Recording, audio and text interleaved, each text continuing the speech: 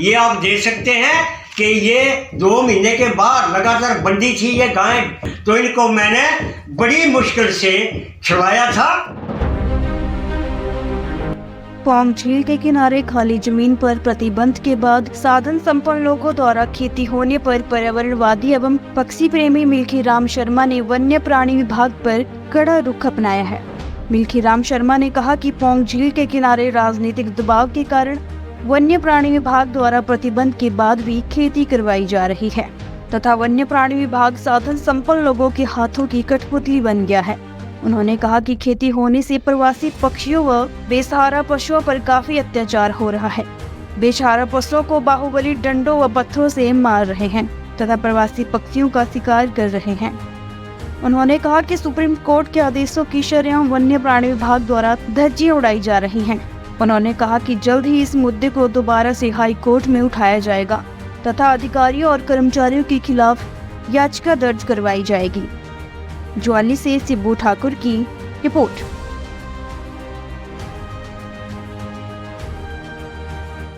Pong dam wild life sanctuary के अंदर जो अवैध गतिविधियां हो रही हैं, यानी ये अवैध गतिविधियों का केंद्र बन चुका है।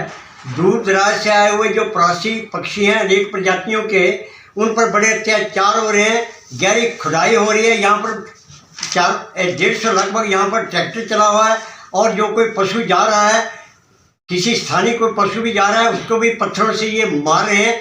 और इसके साथ जो है एक चीज़ और देखने को आ रही है कि जो दोनों आरओ हैं, चाहे वो आरओ दमेटा वाइल्ड लाइफ रेंज के हैं या फिर नगोटा सूरिया रेंज के हैं, वो जो बाहुबली हैं, जो वैध खेती कर रहे हैं, उनको बड़े ढंग से बुला रहे हैं और उनको कह रहे हैं कि पहले चालान कटा लो और फिर खेती कर लो।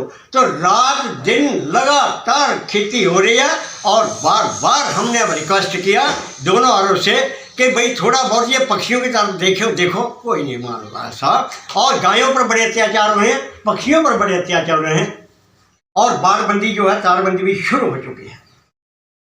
ऐसे चलने से ऐसा होता है कि हैबिटेट जो होता है, जो छोटे छोटे जानवरों के हैबिटेट होते हैं, निवास स्थल होते हैं, क्योंकि घास खत्म हो जाती है, झाड़ियाँ खत्म हो जाती हैं, तो छोटे छोटे जो तितली कीट पतंगे से लेकर जब उनके हैबिटेट खत्म हो जाते हैं और जब इनकी निगरानी हो जाती है, इन पर ये कड़ी निगरानी रखते हैं, तो पक्षियों के लिए जो घास होती है, नई घास होती है, ये चरने के लिए नहीं होती है, क्योंकि 80% जो प्रवासी पक्षी हैं, 80 से ज़्यादा वो तो घास पर खाते हैं, वेजिटेरियन होते हैं।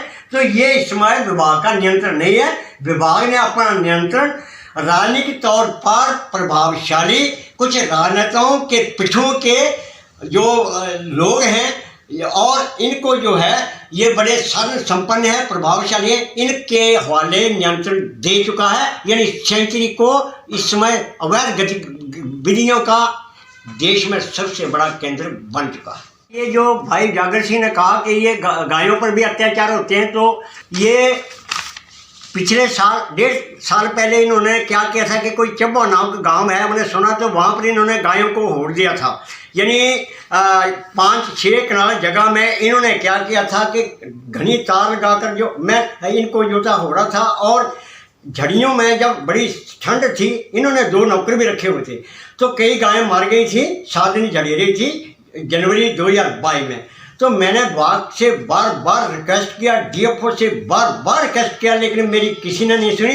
अंत में एक मैडम थी अधिकारी बड़ी, वो बहुत दयावान थी। मैंने कहा कि खेती तो मैडम जी मैं बंद करवा दूंगा, लेकिन ये गायों को मैं कैसे छुड़ाऊँ, ये पशु ये बड़ा बड़ा अत्याचार है। तो उन्होंने चुपके से डर के मारे कोई ऑर्डर निकाला था और ये जो था तारबंदी को, ये जो था इसको हटाया था। ये आप देख सकते हैं कि ये 2 महीने के बाद लगातार बंदी थी ये गाय।